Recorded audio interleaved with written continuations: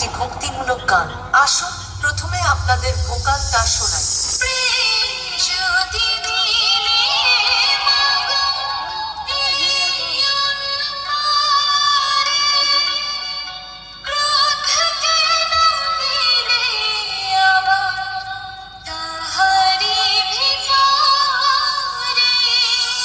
খুব ভালোভাবে আমরা ভোকাল টেস্টিং প্রক্রিয়া সম্পন্ন করলাম।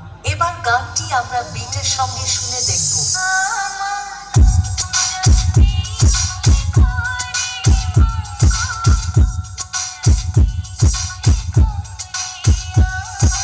তাহলে এবার মেদিনীপুর এর সেই ভাইরাল স্টাইলে সম্পূর্ণ গানটি শোনা যাক।